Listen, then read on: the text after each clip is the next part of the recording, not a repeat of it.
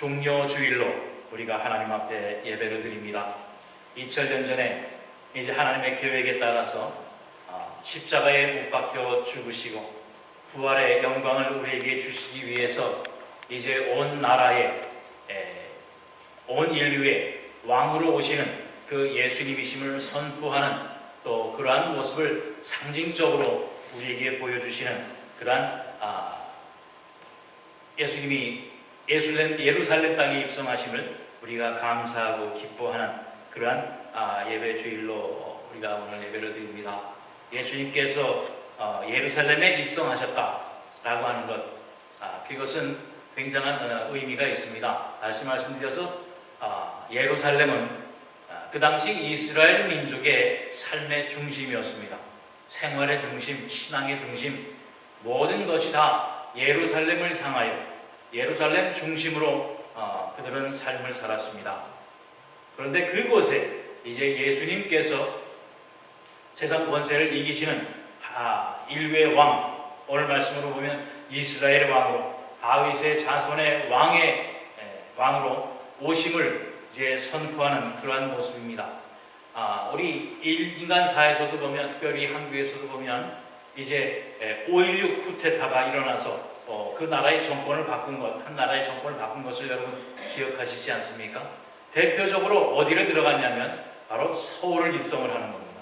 그 나라의 수도인 서울을 입성을 해서 정권을 바꾸는 그러한 것이 이제 쿠데타, 그 기간을 끌어왔던 한 정권을 바꾸는 그 순간이 되는데, 바로 예수님께서 이제 예루살렘에 입성을 하신다라고 하는 것은 바로 그러한 것 같은 의미를 가지는 겁니다. 그래서 이스라엘 민족들이, 이스라엘 백성들이 바로 예수님이 예루살렘에 입성하신다라고 하는 그 소식을 듣고 온 무리가 예루살렘에 모여든 것이었습니다.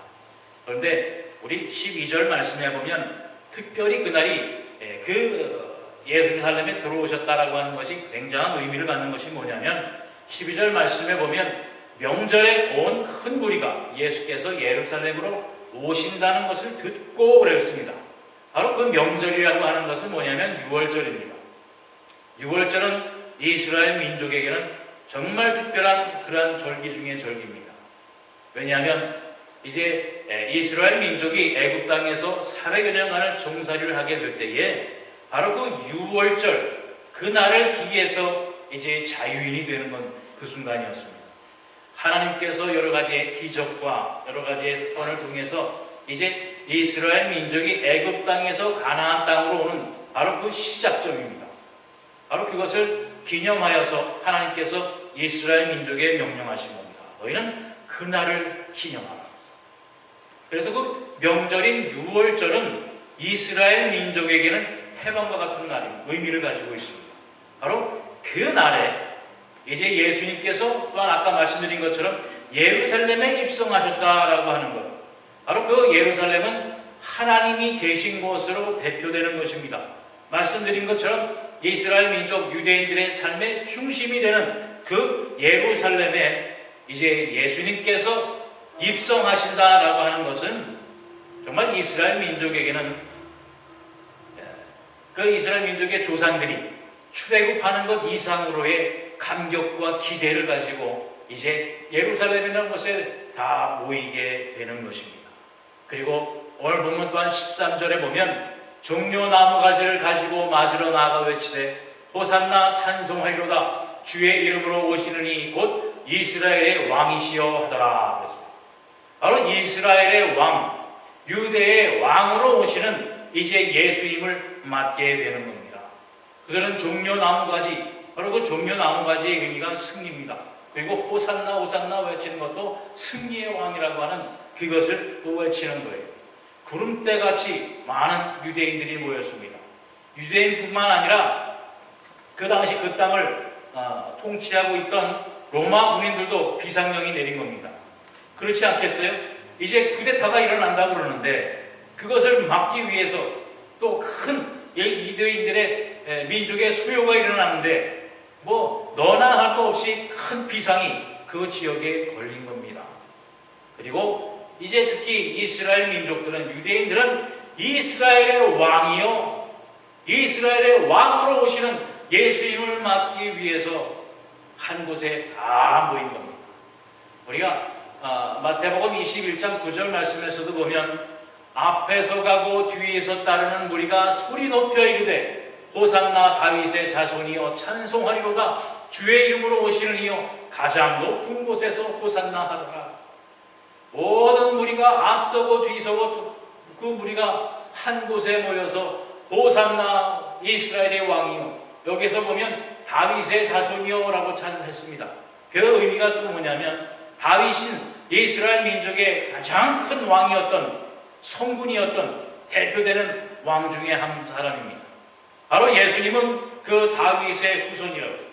그리고 왕권과 혈통적으로도 예수님이 이 땅에, 예루살렘 이 땅으로 지금 오시는 것은 정말 누가 뭐래도 왕권을 회복하는, 그래서 가장 높은 곳에 계시는, 이제 나쁜 곳에 자리할 그분을 환영하는 인파들이 모였던 것입니다.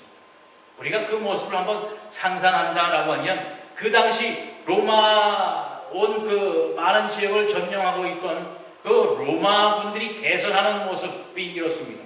그러니까 많은 사람들이 이제 예수님께서 예루살렘에 입성하신다라고 하면 저렇게 기름지고 튼튼한 흰 백마리, 정말 우람한 마차를 타고 사방에서 이제 나팔을 불고 괭과리를 치고 하면서 이제 많은 군사와 군인들을 거느리고 예루살렘에 입성한 그 모습을 기대를 했을 겁니다.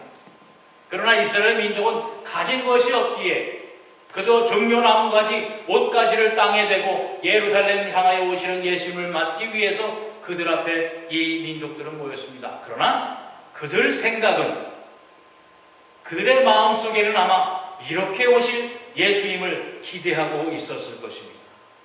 그러나 정작 그들의 눈에 나타난 예수님의 모습은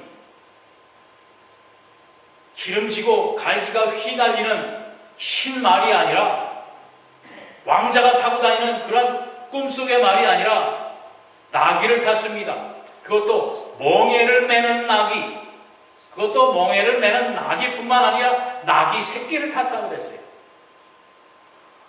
평상시 입던 그저 허름한 옷에 어차하면 땅에 발이 달 정도의 작은 나귀 새끼를 들고 오시는 모습이 어떻겠습니까? 아까 그림의 개선장군은 어땠어요? 몸을 뒤로 젖히고 여유로운 몸으로 오는데 예수님이 이 나귀 새끼를 타고 오는 모습은 어땠겠습니까? 아마 탈탈탈탈탈탈탈 이 모습이었을 거예요. 큰 말을 탔으면 느긋하게 덜렁덜렁 하면서 올 텐데, 멋있게 올 텐데 나귀 새끼를 탔단 말입니다. 그렇다면 그 모습이 어떻겠어요? 어린아이가 말 타면 흔들리듯이 아마 털털털털털. 이스라엘 모든 사람들이 왕으로 오시는 그 예수님을 맞기 위해서 길가에 겉옷을 깔고 종려나무 가지를 흔들고 땅에 엎드려 이 땅에 오시는, 예루살렘에 입성하시는 예수님을 향하여 머리를 숙이고 환영을 했을 것입니다. 이제 나라를 회복시켜줄 왕의 모습으로 오실 그 예수님을 그들은 기대하고 바라보았을 것입니다. 그러나 예수님은 그들의 기대와 그들의 꿈속에 그러한 모습으로 오신 분이 아니라 작은 나귀 새끼를 타고 평상시에 입던 먼지 묻은 그 옷을 입고 주변에는 그저 제자 몇 명 거느리고 예루살렘으로 들어오시는 모습이었습니다. 스가랴 9장 9절 말씀에 보면 낙이 타셨다라고 하는 의미를 이렇게 말씀을 하고 있습니다. 시온에 따라 크게 기뻐할지어다, 예루살렘에 따라 즐거이 부를지어다. 보라, 내 왕이 내게 임하시나니 그는 공의로우시며 구원을 베푸시며 겸손하여서 나귀를 타시나니 나귀의 작은 것 곧 나귀 새끼니라. 예수님께서 이제 이 땅 위에 구원자로, 구세주로 오실, 선지 메시아로 오실 모습을 얘기를 하고 있는 겁니다. 거기에 대표되는 것이 뭐냐면 겸손하여서 나귀를 타고 오시는데 나귀의 작은 것, 나귀의 새끼를 타고 오시는 바로 그 모습을 얘기를 하고 있습니다. 그리고 그 모습대로 예수님은 나귀 새끼를 타시고 예루살렘에 입성하셨어요. 이것은 바로 겸손한 모습으로 이 세상을 구원할 왕의 거두는 피는 권위 있는 그러한 모습이 아니라 나귀 새끼를 타고 오시는 겸손한 모습으로 예루살렘으로 입성하셨다라고 하는 겁니다. 여러분에게 한 가지 질문을 드리겠습니다. 어느 가정에 한 가정이 있습니다. 그런데 남편은 술주정뱅이입니다. 알코올 중독에 걸려서 집안에 있는 모든 것, 어떤 것이라도 돈 되는 것만 있으면 그것을 내다 팔고 술을 마시고 항상 술에 취해 사는 사람. 그것뿐만 아니라 시간만 나면, 아내만 만나면 그저 아내를 두들겨 패는 그런 폭군으로 사는 남편이 있습니다. 그런데 그의 아내가 그런 모든 생활에 견디지 못해서 그만 폐결핵에 걸리고 맙니다. 그런데 그 아내가 임신을 했어요. 태중에 아이를 갖게 된 겁니다. 여러분 같으면 그 태아를 어떻게 하겠어요? 알코올 중독의 남편에 아내는 폐결핵에 걸려있는 상태입니다. 여러분 같으면 그 아이를, 그 태아를 어떻게 하겠어요? 오늘날의 상식으로는, 오늘날의 의학 상식으로는 당연히, 그죠?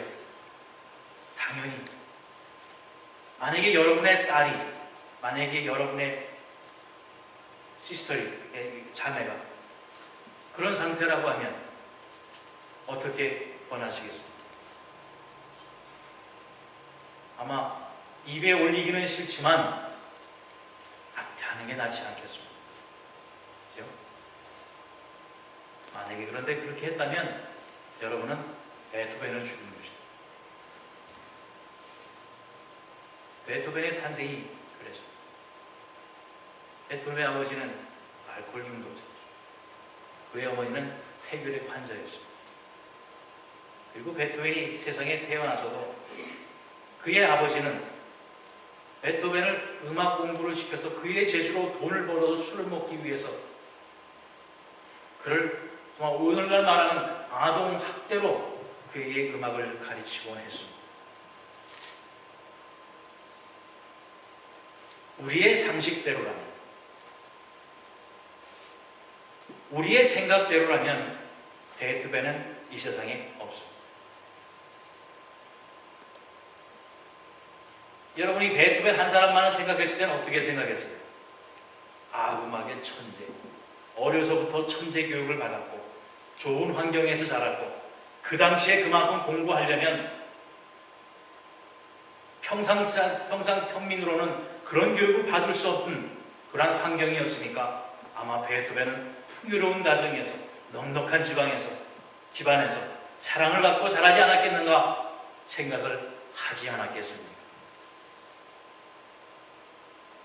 이와 같이 예수님도 이 땅에 오실 때 많은 사람들은 예수님이 아까 그림 보신 것처럼 로마의 개선장군과 같이 이 땅에 오실 것을 생각했습니다.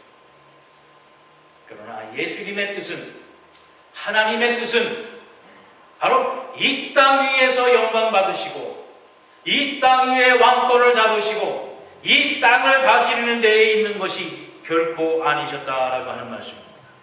오히려 예수님이 제일 먼저 하신 일은 뭐냐면 바로 예루살렘에 입성하신 후에 바로 성전으로 들어가셨습니다. 성전으로 들어가셔서 마태복음 21장 12절 13절에 나오는 것처럼 예수께서 성전에 들어가서 성전 안에서 매매하는 모든 사람들을 내쫓으시며 돈 바꾸는 사람들의 상과 비둘기 파는 사람들의 의자를 둘러엎으시고 그들에게 이르시되 기록된 바 내 집은 기도하는 집이라 일컬음을 받으리라 하였거늘 너희는 강도의 수불로 만드는도다 하시니 그 당시에 호산나 호산나 외치면서 예수님을 만났던 사람들은 이제 예수님께서 비록 나귀 새끼를 타셨지만 이제 로마 총독 관저에 가서 그 유대 땅을 다스리고 있는 유대 총독에게 맞서서 이제 왕권을 내게 다오, 이제 너희는 나가라 하고 쫓아낼 걸로 생각을 했을 겁니다. 그러나 예수님은 로마 총독 관저로 간 것이 아니라 그 당시 그 땅을 지도하고 있는 정권자, 지도자에게 간 것이 아니라 성전으로 가셨습니다. 그리고 성전에 있는 장사하는 많은 사람들을 오히려 화를 내시면서 그들을 쫓아내셨다라고 하는 사실입니다. 성전 안에서 매매하는, 돈 바꾸는, 비둘기 파는 사람들을 다 엎어버리셨어요. 이스라엘을 다스리고 있는 로마 군병을 쫓아낸 게 아니라 오히려 성전 안에 있는 사람들을 쫓아냈다는 말씀입니다. 그런데 그 성전 안에서 하나님 앞에 예배하기 위해서 모인 자들이 아니라 그 안에서 매매하는 자들, 돈 바꾸는 자들, 비둘기 파는 자. 그 말씀이 뭐냐면 그 당시에는 오늘날처럼 여러 군데 예배 장소가 있어서 자기가 살고 있는 곳에서 예배 드리는 것이 아니라 예루살렘에서만 제사를 드리고 예루살렘에서만 예배를 드리게 되어 있어요. 그래서 먼 지역에 있는 사람들이 하나님 앞에 제사 드리기 위해서는 먼 길을 걸어서 와야 됩니다. 그러니 그 집에서부터 하나님 앞에 드릴 제물, 소, 양, 비둘기 뭐 이런 것을 끌고 올 수가 없는 거예요. 그래서 이제 예루살렘 성전 주변에 그 제물의 물건들을, 동물들을 파는 사람들에게서 그 제물을 사서 하나님 앞에 제사 드리는 그러한 일이 있었습니다. 그런데 점점점 그 장사치들이 성전 안으로 들어옵니다. 돈 바꾸는 사람들이 안으로 들어온 겁니다. 먼 지방에 사는 사람들이 그 돈에 지금도 이 달러하고 원하고 다르게 교환하는 것처럼 성전 안에서 그 돈을 바꾸는 사람들이고, 거기에는 정말 순수한 마음으로 하나님 앞에 제사 드릴 제물을 그것을 준비해서 편의를 도모하는 것이 아니라 그것을 통해서 장사를 했다라고 하는 것이에요. 오늘 예수님이 말씀하신 것처럼 강도의 소유물을 만드는 겁니다. 돈을 바꾸어서 그 이익을 취합니다. 동물을 팔아서 이익을 취하는데 그러다 보니까 눈속임수가 있는 겁니다. 하나님 앞에 드릴 예물은 흠 없는 것으로 드려야 되는데 흠 있는 것으로 약간 눈 가림을 해서 팔고, 바로 성전 안에서 그러한 눈속임, 거짓말, 이익을 취하는 그러한 장사치들이 있게 될 때에 예수님께서는 그들을 청결하십니다. 다시 말씀드려서 성전 안에는 하나님의 거룩하심이 있어야 되는데 하나님은 온데간데 없고 바로 재물신, 만몬신이 그 자리를 대신하고 있었다라고 하는 겁니다. 그래서 예수님은 이제 예루살렘에 입성하시자마자 그 재물신, 만몬신을 다 물리쳐 버리신, 성전을 먼저 정결케 하는 그 일을 하셨다라고 하는 사실입니다. 지난번에 제가 한국에 갔을 때도 보니까 좀 큰 교회였어요. 거기에 주보를 보니까 그 온라인 계좌번호가 그 주보 밑에 있더라고요. 헌금은 온라인 계좌번호로 뭐 국민은행 몇은행 다 계좌번호가 있어서 헌금도 계좌번호로 보내라. 물론 그 자체가 나쁘다는 건 아닙니다. 그러나 우리가 보통 예배를 통해서 하나님 앞에 예물을 드린다라고 하는 것은 11조 감사원물을 통해서 하나님 앞에 우리가 제단에 우리의 헌물을 드리는 것. 그것은 하나님 받으시는 제물로 드리는 것 같은 마음으로 우리는 하나님 앞에 드리는 겁니다. 물론 온라인으로 드리는 것 중에 우리가 굳이 헌금 같은 거, 사도 바울이 신약 초대교회 때에 주변에 있는 지방에 있는 어려운 사람들을 돕기 위해서 헌금을 거두러 다니던 것처럼 바로 그 구제하기 위해서 우리가 모으는 헌금은 그게 온라인으로 할 수 있습니다. 그러나 하나님 앞에 예배 드리기 위해서 드리는 헌물까지 온라인으로 드린다. 여러분, 거기에 내 중심과 마음이 있겠습니까? 우리가 하나님 앞에 예배 드린다라고 하는 것은 물론 오늘날 하나님이 예루살렘의 성전 한 곳에 모여서 제사 드리게 하신 그것은 폐하시고 각 지역에 교회를 세우셨습니다. 그런데 그 가까운 동네에 있는 예배장도 가지 못해서 온라인으로 예배를 헌물을 하고, 그 갈 시간도 없어서 TV와 컴퓨터를 통해서 예배를 드리고 온라인으로 헌금을 보낸다. 거기에 우리의 중심을 하나님 앞에 드림이 있었는데, 그것을 하나님이 기뻐 받으실까? 저는 좀 의심스럽습니다.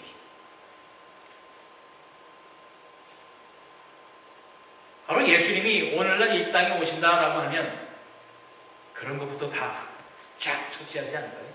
왜냐하면 온라인으로 예물을 받는다라고 하는 것은 뭐냐면 거기에 또한 수수료가 있잖아요. 사업하시는 분들 크레딧 카드로 하는 돈 받을 때 거기에 대한 수수료를 은행에 주지 않습니다. 돈 바꾸는 거하고 뭐가 다르요? 성전에서 돈 바꿔주는 사람과 뭐가 다르요? 또 얼마 전에 보니까 한국의 여러 대형 교회들이 그 성전을 짓느라고 세상의 은행에, 세상의 금융기관에 돈을 빌려서 몇백억, 몇십억, 몇천만 원의 빚 위에 있다는 겁니다. 그리고 매달 그것의 이자를 세상에 주는 겁니다. 그게 무슨 돈입니까?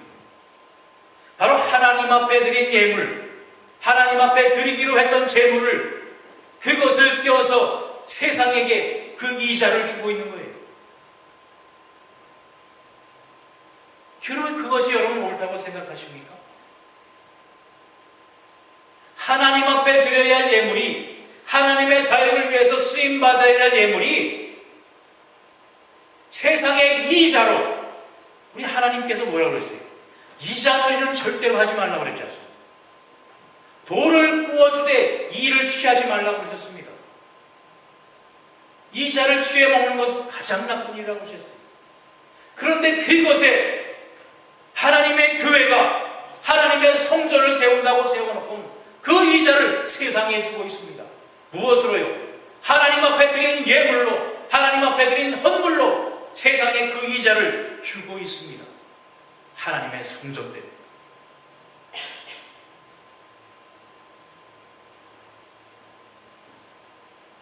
바로 우리의 예배가, 우리가 하나님을 바라고 예수님을 바라는 것이 정말 옳은 가운데에 있는가?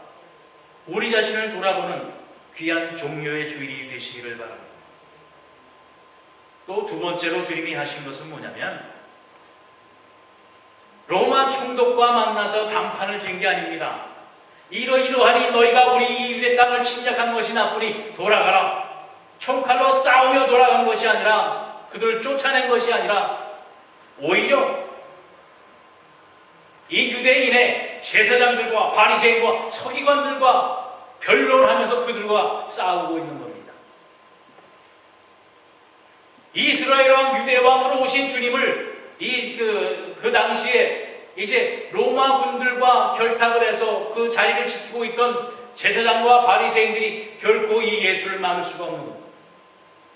그랬기 때문에 그들이 예수님을 십자가에 못 박는데 앞장선 것이 당연한 결과이긴 합니다만,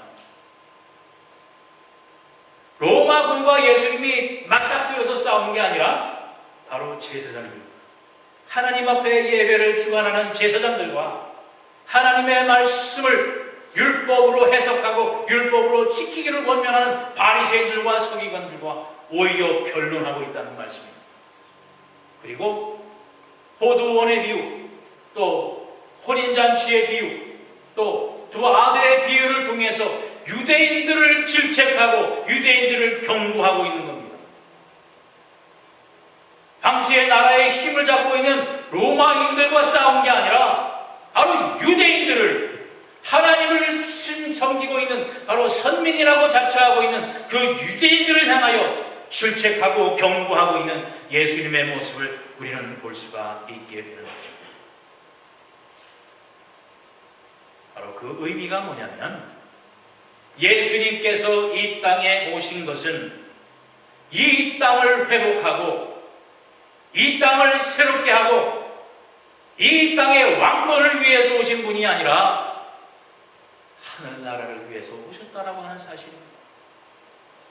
예수님이 이 땅에 오심은 바로 우리의 삶, 우리의 생활을 풍족해 주시기 위해서, 또는 우리가 병 걸리지 아니하고 늘 건강한 삶을 살기 위해서, 또한 우리의 삶 속에서 고난과 고통, 어려움을 하나도 당하지 아니하고 겪지 아니하기 위해서 이 땅에 오신 그 주님이 아니라라고 하는 말씀입니다.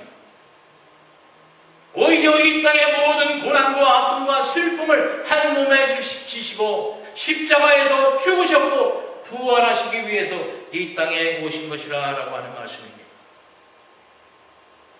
여러분, 오늘 종려주의를 통해서 어떠한 주님으로, 어떠한 하나님으로 우리 주님을 바라보고 계신가라고 하는 말씀.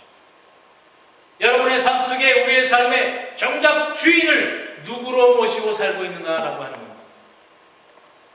예수님 당시에 성전 안에 주인 행세를 했던 그 재물신, 만몬신이 오늘도 혹시 여러분의 마음속에, 생활 속에 여러분의 삶을 주관하는 주인으로 자리 잡고 있지 않는가? 여러분이 지난주 동안까지 사순절을 지내면서 부활하신 주님을 기다리는 시간들을 보내봤습니다. 어떤 주님을 기다렸습니까? 세상 왕권을 쥐고 우리의 삶을 새롭게 해서 세상에 우리가 주인이 되게 하실 그 주님의 모습을 우리가 기다렸습니까? 아니면 여러분의 신앙에, 여러분의 심령에 우리의 삶의 주인이, 또한 우리의 삶의 왕이 되시는 그 예수 그리스도를 기다리셨습니다. 오늘 주님께서 2000년 전 예루살렘에 오시자마자 성전을 청결케 하신 것처럼, 여러분, 우리의 삶에, 또한 우리의 신앙의 모든 잘못된 것을 깨끗하게 비워내는 여러분 되시기를 바랍니다. 우리의 삶 속에 잘못된 교리, 잘못된 성경 상식, 잘못된 믿음을 바로 세우시는 우리 주님에게 칭찬받기에 부족함 없는 우리의 한련교회 여러분 되시기를 바랍니다. 그래서 예수님 맞을 때에 나귀를 타고 오셔도, 먼지 묻고 때 묻은 옷을 입고 오시는 주님이라고 할지라도, 우리 하늘나라의 왕이요, 우리의 믿음과 우리의 심령을 새롭게 하실 구원의 왕으로 오실 그 주님을 맞아들이는 여러분 되시기를 바랍니다.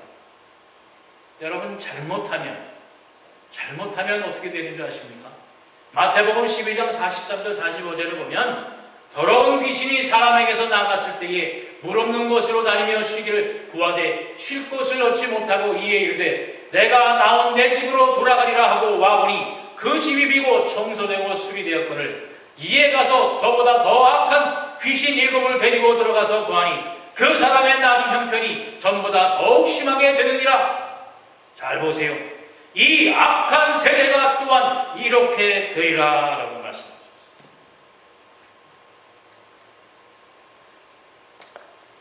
바로 우리 성전 안에 세상의 재물신, 세상의 만몬신은 돈신을 얘기하는 겁니다. 돈을 최고로 치는 겁니다.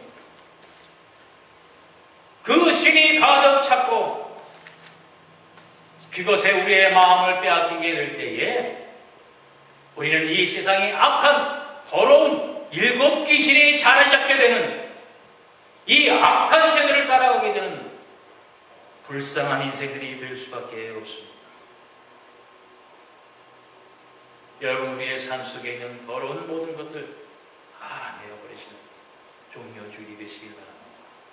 예수님께서 성전을 청결케 하셨듯이, 예수님께서 말씀으로 잘못된 신앙을 바로 세우셨듯이, 이제 우리의 삶 속에, 우리의 신앙 속에 하나님의 말씀으로 새롭게 자리를 잡고, 우리가 성령이 거하시는 성전인 것을 너희가 알지 못하느냐 하신 것처럼 우리의 심령 속에 성령의 충만함으로 회복되어져서 세상의 더러운 신들이 결코 침범하지 못하는 성령 충만한 삶을 사시는 여러분 되시기를 바랍니다. 오늘 본문 14절 10절 5절 말씀과 같이 예수는 한 어린 나귀를 보고 다시니 이는 기록된 바 시온에 따라 두려워하지 말라. 보라, 너희 왕이 나귀 새끼를 타고 오신다 함과 같더라 라고 말씀하신 것처럼 세상의 것에 두려워하지 마시기 바랍니다. 예수님께서 비록 나귀 새끼를 타고 오시고 정말 우리가 원한 바, 우리의 구한 바의 모습이 아니라고 할지라도 우리 주님은 이 세상에 구원을 주러 오신 것을 여러분 분명히 기억하시기 바랍니다. 스가에서 말씀드린 것처럼 우리 주님은 공의로우시고 구원을 베푸시는 겸손하신 주님으로 나귀 새끼를 타고 오신 것입니다. 실패자로 오신 것이 아니라 비록 우리의 눈에 보기에는 실패자의 모습 같지만 그분은 공의로우시며 구원을 베푸시는 겸손하신 전능자이시고 이 땅에 오셨음을 여러분 분명히 기억하시고 우리의 모습, 우리의 가진 것, 우리의 삶의 여건이 아니라 이 땅에 구원자로 오신 그 주님을 호산나 할렐루야 외치며 맞으시는 여러분 되어주세요. 정말 우리의 신앙 속에, 우리의 삶 속에 하나님의 능력, 주님의 능력으로 승리의 영광을 올리는, 참으로 우리의 삶 속에 호산나의 영광이 외쳐지는 우리 하늘연자된 사랑하는 성도들의 삶이 되기를, 또 부활의 영광을 맞기에 부족함 없는 여러분이 되시기를 다시 한번 주님의 이름으로 축원드립니다. 기도하겠습니다. 사랑의 주님 감사합니다. 오늘 종려주일로 이 땅에 오신 예수님을 우리의 마음과 우리의 삶의 모든 것을 드려 찬송하며 호산나 외치며 우리의 삶 속에, 우리의 믿음 속에, 우리의 신앙 속에, 우리의 심령 속에 평화의 왕으로 오신, 승리의 왕으로 오신 주님을 맞아드리기를 원합니다. 세상 사람들은 우리 주님을 어떻게 보든지 간에, 어떻게 말을 하든지 간에 공의로우시며 구원주로 오셨으며 겸손한 이 세상의 하늘나라의 왕으로 오신 주님을 우리가 기쁨으로 감사함으로 맞아들이기에 부족함 없는 우리 하나님 재단이 될 수 있도록 이 시간 축복하여 주시기를 원합니다. 이 땅의 회복이 아니라 우리의 심령을 회복해, 또한 우리의 믿음의 회복이 되게 하시고, 또한 우리의 삶에 다시 한번 거룩함으로 청결케 되어지는 이 종료주의 될 수 있도록 아버지여 인도하여 주시옵시고, 이제 고난주간을 맞습니다.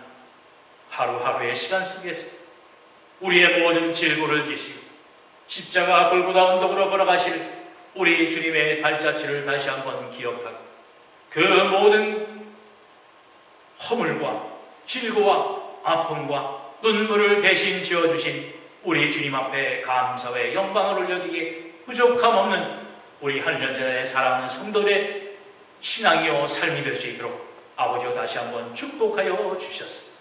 이제 우리가 맡게 될 부활의 영광, 참된 평화, 참된 기쁨을 누리는 우리 모두가 될 수 있도록 아버지여 역사하시고 인도하여 주시옵소서. 감사드리며 예수 그리스도의 이름 받들어 기도드리옵나이다. 아멘.